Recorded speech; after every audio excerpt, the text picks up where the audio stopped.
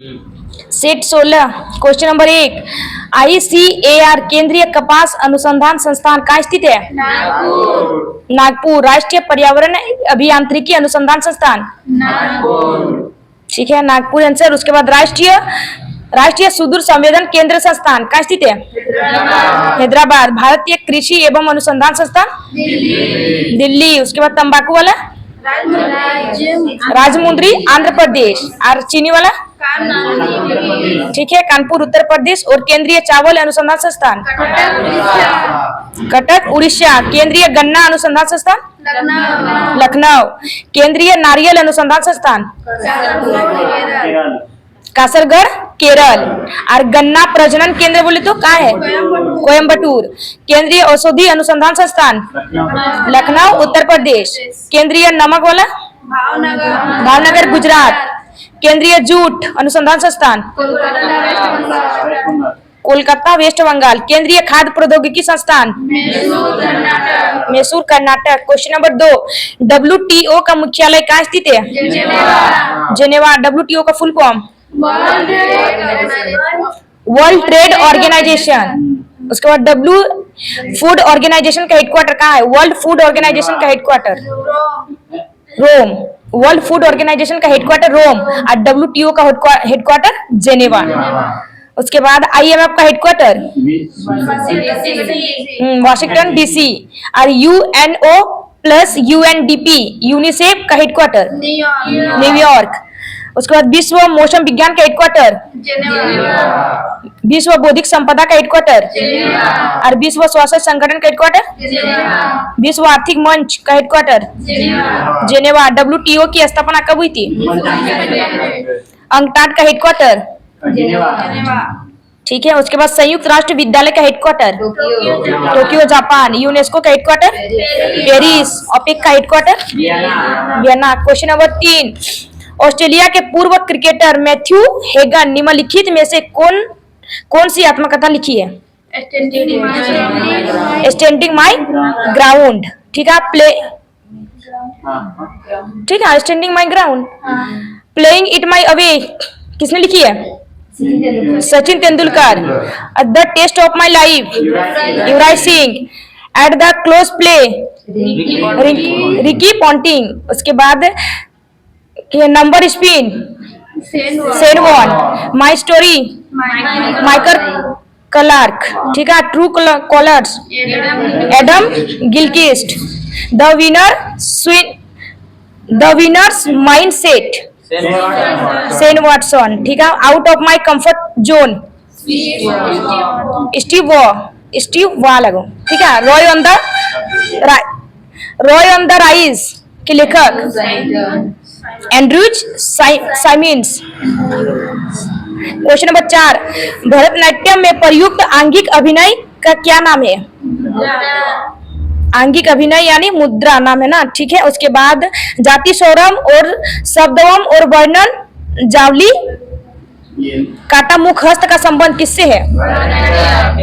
ठीक है। दासी अट्टम और देवदासी नृत्य और अग्नि नृत्य किसे कहा जाता है? भरतनाट्यम को ही कहा जाता है। ठीक है। और भरतनाट्यम की शुरुआत किससे होती है? अलारीपू से। भरतनाट्यम की शुरुआत अलारीपू से और खत्म होता है तिल्लाना। और किसको समर्पित है भरतनाट्यम? मंदिर की मस्जिद हो गया, मंदिरों को समर्पित है। ठीक है। भरतनाट्यम मंदिरों को समर्पित है। Question number 5। निम्नलिखित में से कौन सा व्यक्ति ओडिसी नृत्य से संबंधित है? सुरूपा सेन। ठीक है। और ओडिसी से संबंधित अन्य व्यक्ति सोनल मान सिंह। ठीक है। उसके बाद किरण सहगल शेरन लोवेन। उसके बाद शर्मिला विश्वास का संबंध किससे? ओडिसी नृत्य से। उसके बाद जतिन गोस्वामी का संबंध किससे है? सत्रिया। ठीक है। नृत्य का वयोवृद्ध पुरुष किसे कहा जाता है? जतिन गोस्वामी। यामिनी कृष्णमूर्ति का संबंध किससे है?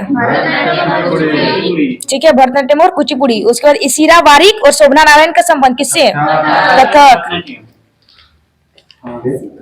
शोभना नारायण कथक। ठीक है। और इशिरा पारिक वो भी कथक। Question number 6।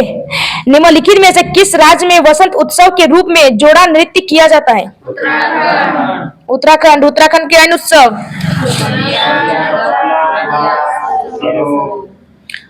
छोलिया है, चोकला, थोड़िया, उसके बाद सरू और नकटा कहाँ क्या है? यही का है ना, उत्तराखंड का, महाराष्ट्र का है ना। ठीक है, नकटा महाराष्ट्र का है। यानी उत्तराखंड के नृत्य आएगा आपका छोलिया, चोकला, थोड़िया और सरू।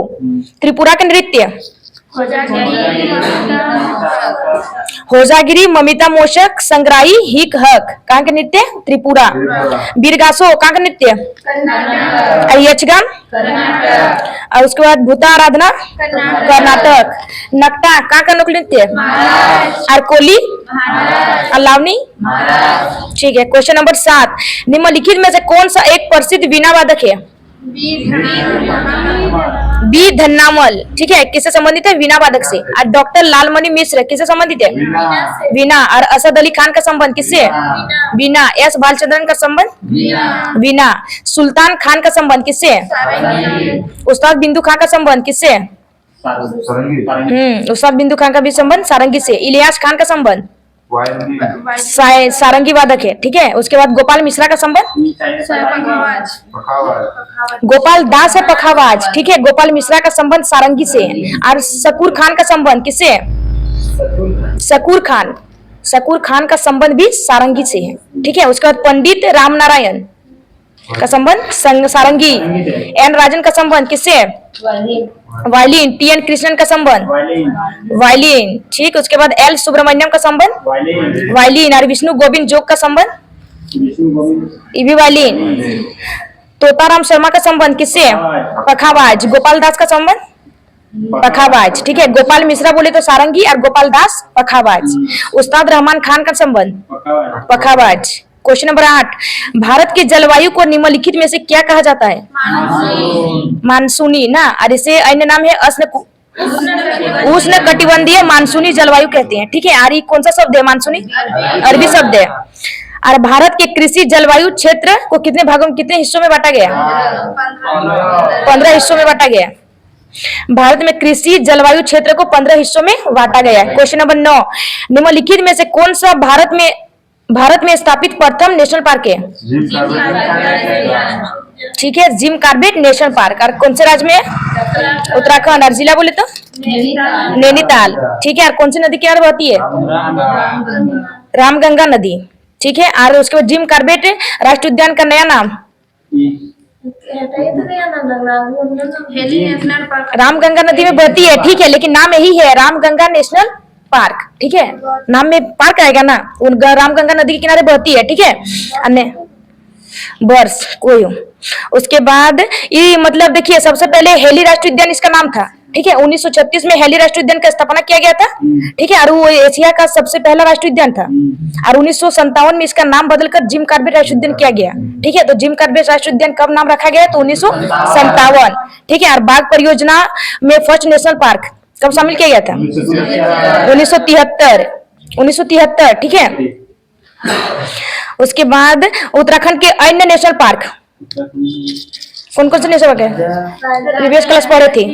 Rajaji national park. ठीक है, नेक्स्ट प्रीवियस क्लास पढ़े हैं कल ही परसों। राजाजी नेशनल पार्क कहाँ है? उत्तराखंड। नंदा देवी नेशनल पार्क कहाँ है? उत्तराखंड। गंगोत्री राष्ट्रीय उद्यान, गोविंद पशु विहार राष्ट्रीय उद्यान, फूलों की घाटी राष्ट्रीय उद्यान। ठीक है, काजीरंगा राष्ट्रीय उद्यान असम। मानस राष्ट्रीय उद्यान असम। ठीक है, ओरंग राष्ट्रीय उद्यान असम। नमेरी राष्ट्रीय उद्यान असम। ठीक है, रायमोना राष्ट्रीय उद्यान असम। देहिंग पटकाई असम। नृत्य भी असम का। ठीक है, उसके बाद डिब्रू सैखोवा राष्ट्रीय उद्यान असम। डिब्रूगढ़ कहाँ है? असम में है ना, असम गुवाहाटी में, तो वही है, असम का ही है राष्ट्रीय उद्यान। उसके बाद गिर one national park Gujarat. Vasanta राष्ट्रीय उद्यान, समुद्री राष्ट्रीय उद्यान गुजरात। और ब्लैक बक राष्ट्रीय उद्यान गुजरात। क्वेश्चन नंबर 10, निम्नलिखित में से किस संवैधानिक संशोधन अधिनियम के द्वारा एक ही व्यक्ति को दो या दो से अधिक राज्यों का राज्यपाल नियुक्त किया जा सकता है?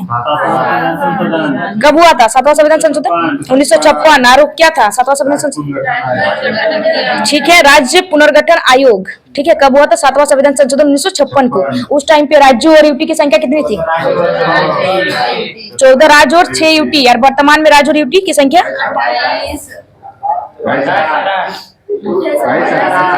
22। 8 कहाँ से? राज्य 22 को है कहा? तो फिर 28 राज्य और 8 यूटी। और 2 या 2 से अधिक राज्यों के लिए एक हाईकोर्ट हो सकता है। वो कौन से संविधान संशोधन द्वारा कहा गया? 7वां। ठीक है। और कब से हुआ था? 1956। क्वेश्चन नंबर 11, संवैधानिक आपातकाल की उद्घोषणा को इसके जारी होने की तारीख से कितने माह के भीतर संसद के दोनों सदनों द्वारा अनुमोदित किया जाना चाहिए? 2 महीने। ठीक है। और आर्टिकल 352 क्या कहता है? राष्ट्रीय आपात। ठीक है। अब तक वो कितनी बार लग चुका है? 3 बार। और राष्ट्रीय आपात कब लगाते हैं?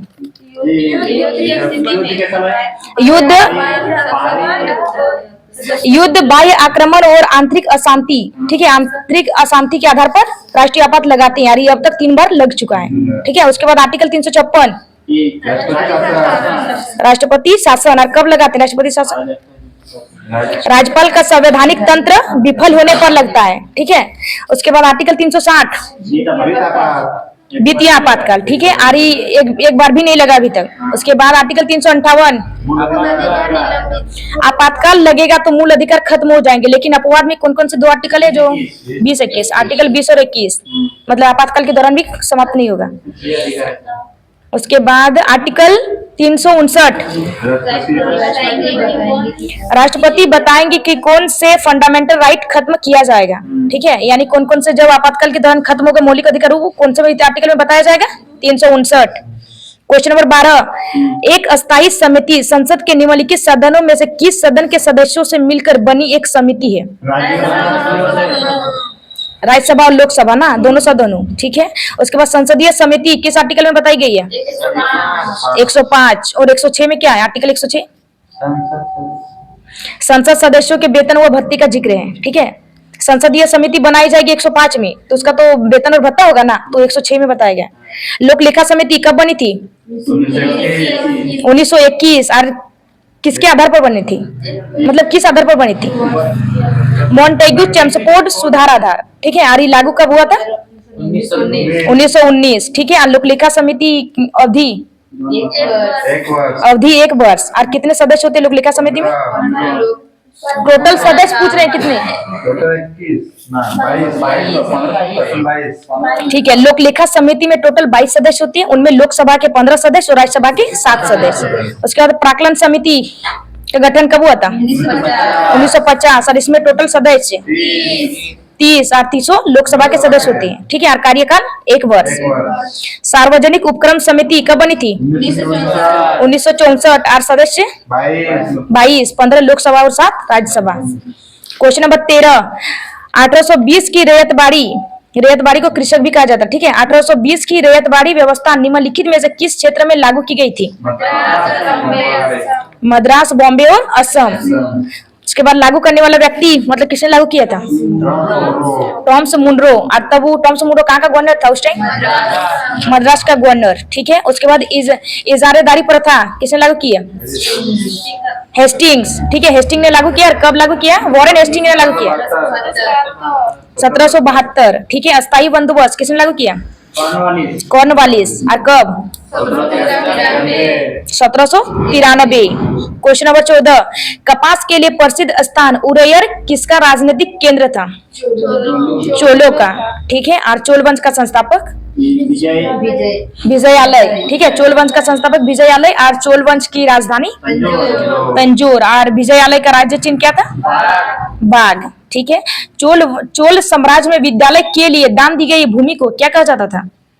प्रीवियस ईयर में पूछा गया है।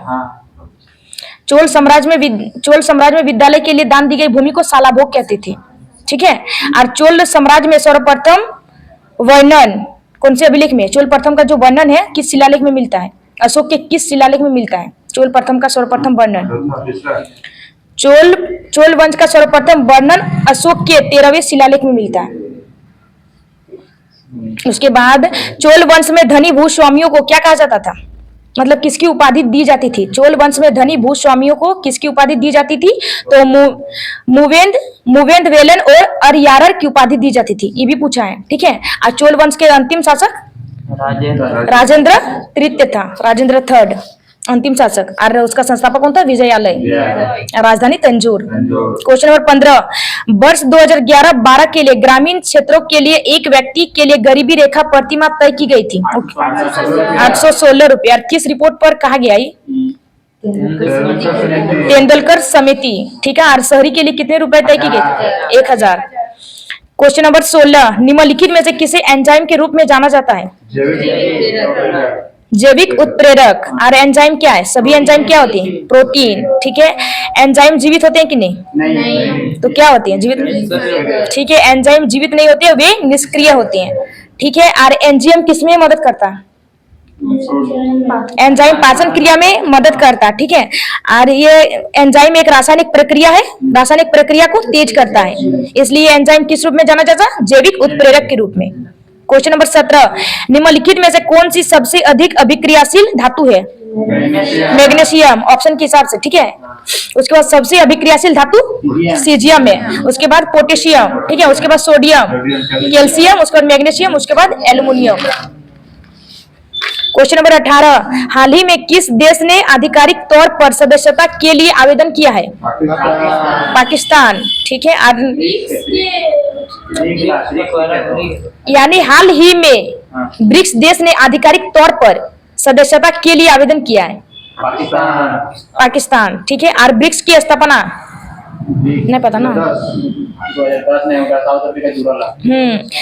ब्रिक्स मतलब जो नाम में ही है, नाम में देशों की वही सब देश है। ठीक है। तो बी से यानी ब्राजील है, आर से रूस, आई से इंडिया, सी से चीन और एस साउथ अफ्रीका। ठीक है। तो साउथ अफ्रीका कब जुड़ा है? 2010। और ब्रिक्स का हेडक्वार्टर बीजिंग। बेट का हेडक्वार्टर बीजिंग। ठीक है। चीन की राजधानी है बीजिंग। और ब्रिक्स की फर्स्ट बैठक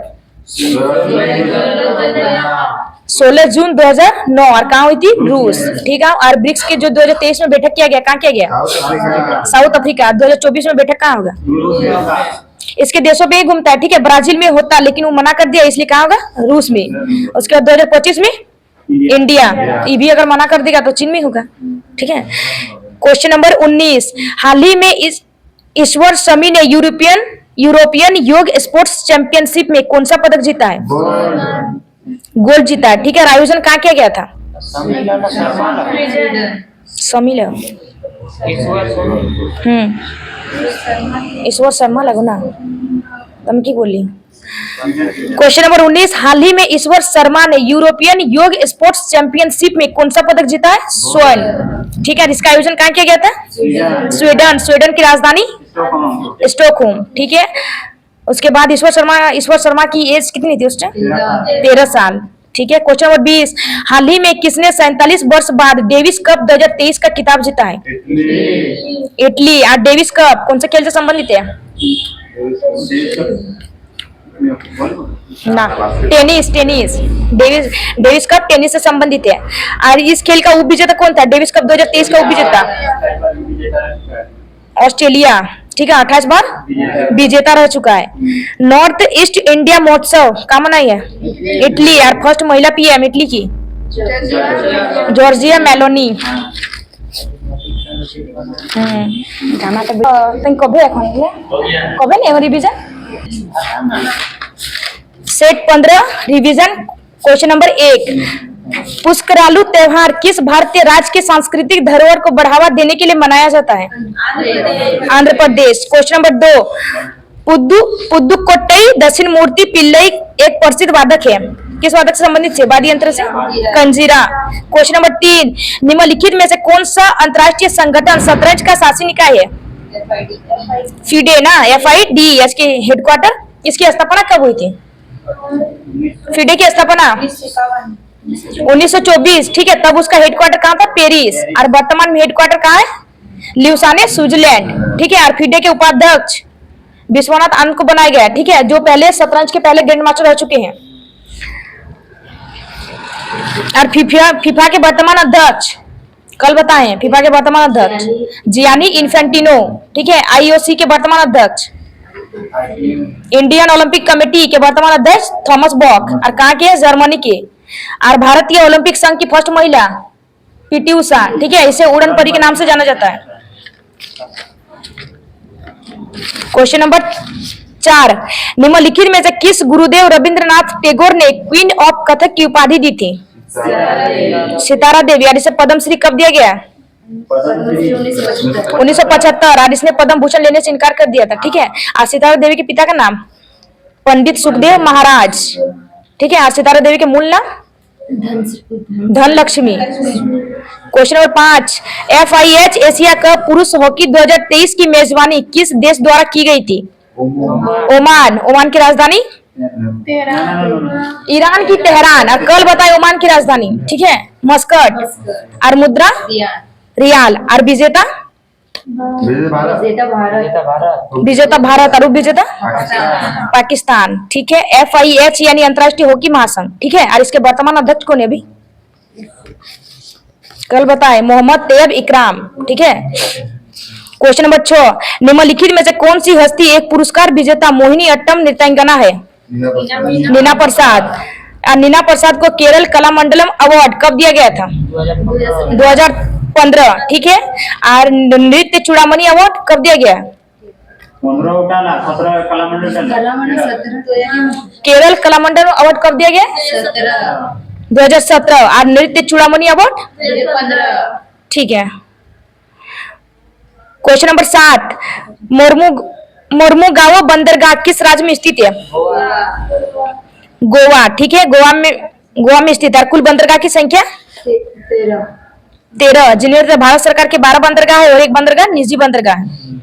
क्वेश्चन नंबर 8 भारत सरकार ने हरित क्रांति के दौरान पहली बार गेहूं के बीजों की एक किस्म को आज पाने के लिए निम्नलिखित में से किस राज्य का चयन किया है? पंजाब, हरियाणा, पश्चिमी और उत्तर प्रदेश। ठीक है। 4 राज्यों में किया था। और हरित क्रांति की और भारत में हरित क्रांति के जनक MS स्वामीनाथन। और भारत में हरित क्रांति के शुरू कब किया गया था? 667 या फिर 67-68। ठीक है। फर्स्ट बार हुआ था। और सेकंड बार 83-84। और हरित क्रांति के जनक ऐसे पूछे तो वर्ल्ड में नॉर्मन बोरलॉग। ठीक है। और इसका हरित क्रांति का नामकरण किसने किया है? William God. ठीक है। और श्वेत क्रांति के जनक वर्गीज कुरियन। क्वेश्चन नंबर 9 मंत्री परिषद में कितने प्रकार के मंत्री होते हैं? कौन कौन से? कैबिनेट मंत्री, राज्य मंत्री और उप मंत्री। ठीक है। उसके बाद राष्ट्रपति को सहायता और सलाह देने के लिए एक मंत्री परिषद होगी जिसका हेड कौन होगा? प्रधानमंत्री। वो किस आर्टिकल में कहा गया? 74। आर्टिकल 74 में क्या गया? आर्टिकल 75 में क्या गया? प्रधानमंत्री की नियुक्ति राष्ट्रपति द्वारा की जाएगी। क्वेश्चन नंबर 10 प्रत्येक स्वतंत्रता दिवस पर प्रधानमंत्री द्वारा राष्ट्रीय ध्वज कहां फहराया जाता है? लाल किला। क्वेश्चन नंबर 11 सर्वोच्च न्यायालय संशोधन अधिनियम 2019 के अनुसार भारत के मुख्य न्यायाधीश को छोड़कर सर्वोच्च न्यायालय के न्यायाधीशों की स्वीकृति संख्या कितनी थी? 33। ठीक है। और सुप्रीम कोर्ट का जिक्र आर्टिकल किसमें है? 124। और सुप्रीम कोर्ट की स्थापना 26 जनवरी 1950 और कहाँ की गई थी? नई दिल्ली। और सुप्रीम कोर्ट की फर्स्ट बैठक 28 ठीक है। और तब मूल न्यायाधीश की संख्या 1 न्यायाधीश था और 7 अन्य न्यायाधीश थे। और फर्स्ट मुख्य न्यायाधीश पहला वाला पूछ रहे हैं हीरालाल जे कानिया। ठीक है। और वर्तमान में मुख्य न्यायाधीश DY चंद्रचूड़ 50वें नंबर के। क्वेश्चन नंबर 12 थियोसॉफिकल सोसाइटी की स्थापना किस वर्ष में हुई थी? किस देश में हुई थी पूछी? ठीक है। अमेरिका। कब? तो 1875। ठीक है ना। उसके बाद किसके द्वारा की गई थी? हाँ ब्लाटावास्की। और कहाँ के रहने वाले? रूस। ब्लाटावास्की और हेनरी अल्काट के द्वारा। ठीक है। हाँ ब्लाटावास्की रूस के रहने वाले और हेनरी अल्काट USA के। क्वेश्चन नंबर 13 7वीं शताब्दी में कन्नौज के शासक हर्षवर्धन निम्नलिखित में से किस राजवंश के राजा थे? पुष्यभूति। ठीक है। और पुष्यभूति वंश के संस्थापक पुष्यभूति लगो। ठीक है। पुष्यभूति वंश के संस्थापक पुष्यभूति था। और कहाँ शासन किया था? हरियाणा।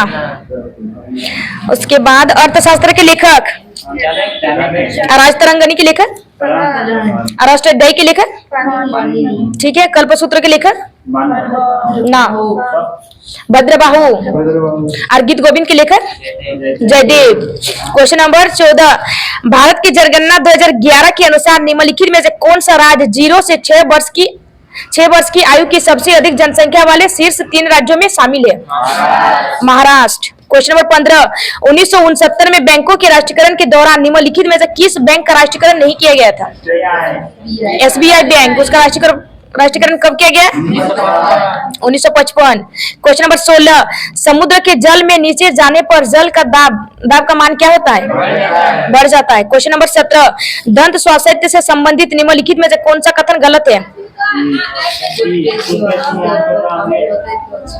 मतलब टूथपेस्ट में आमतौर पर अम्लीय नहीं क्षारीय होता और उसका पीएच मान 9। ठीक है। क्वेश्चन नंबर 18, हाल ही में यूपी का कौन सा एक्सप्रेसवे पहली सोलर एक्सप्रेसवे बनेगा?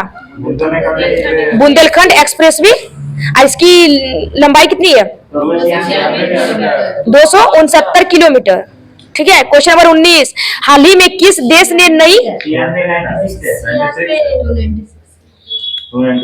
296। ठीक है, एक बार देख लीजिएगा घर में। क्वेश्चन नंबर 19, हाल ही में किस देश ने नई दिल्ली में अपना दूतावास बंद करने की घोषणा की है? अफगानिस्तान। क्वेश्चन नंबर 20, हाल ही में दुनिया के पहले 3D मुद्रित मंदिर का उद्घाटन कहाँ किया गया है? तेलंगाना। वहाँ के वर्तमान CM रेवंत रेड्डी। ठीक है। गीता कार्मिकुला बीमा परियोजना कहाँ शुरू किया गया? हरे कृष्णा हेरिटेज टावर कहाँ बना है? कुलरूप परियोजना की शुरुआत तेलंगाना। क्वेश्चन, भारत के BR अम्बेडकर जी की सबसे ऊंची प्रतिमा का अनावरण कहाँ हुआ है?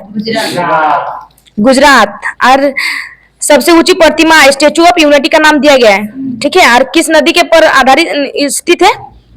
मतलब गुजरात के सरदार सरोवर बांध के नीचे की ओर नर्मदा के एक द्वीप पर स्थापित किया गया है। करंट देखो चलो।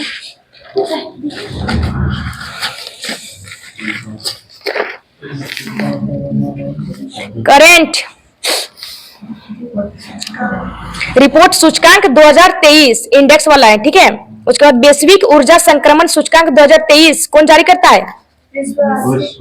विश्व आर्थिक मंच। और इसमें भारत की रैंक 120 और फर्स्ट रैंक स्वीडन। ठीक है। वैश्विक शांति सूचकांक में भारत की रैंक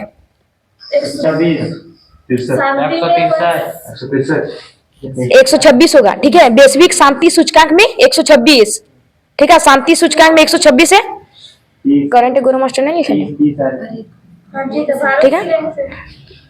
भारत की रैंक 126। ठीक है। यहाँ भारत का स्थान है। ठीक है। टोटल देश है 163, इसमें भारत का रैंक 126। ठीक है। और जारी कौन करता है वैश्विक शांति सूचकांक? Institute for economics and peace जारी करता है। ठीक है। हेनले पासपोर्ट इंडेक्स 2023 में भारत की रैंक 80 है। 193 टोटल सम्मिलित देश है। ठीक है। उसमें भारत की रैंक 80 है और फर्स्ट देश पे सिंगापुर है। और जारी कौन करता है Henley passport index? Henley and partners जारी करता है। ग्लोबल जेंडर गैप सूचकांक 2023 कौन जारी करता है? विश्व आर्थिक मंच। और इसमें भारत की rank 127। Global gender gap index में भारत की रैंक 127 है। तो ठीक है। और पहला देश आइसलैंड है। वैश्विक हाँ ठीक है। वैश्विक उच्चारण है तो सूचकांक में कौन जारी करता है? प्रबंधन विकास संस्थान IMD। ठीक है। और उसमें भारत की रैंक 40 और शीर्ष देश डेनमार्क। डेनमार्क की राजधानी कोपेनहेगन। अंतर्राष्ट्रीय बौद्धिक संपदा सूचकांक कौन जारी करता है? Global innovation policy centre. ठीक है। यूएसए का है, वही जारी करता है। और इसमें भारत की रैंक 42। विश्व प्रेस स्वतंत्रता सूचकांक कौन जारी करता है? Reports without borders. ठीक है। फ्रांस का है और इसमें भारत की रैंक 161। विश्व प्रेस इंडेक्स में भारत की रैंक 161 है। ठीक है। लॉजिस्टिक परफॉर्मेंस इंडेक्स कौन जारी करता है? विश्व बैंक। और लॉजिस्टिक परफॉर्मेंस इंडेक्स में भारत की रैंक 38 है। आर्थिक स्वतंत्रता सूचकांक 2023 कौन जारी करता है?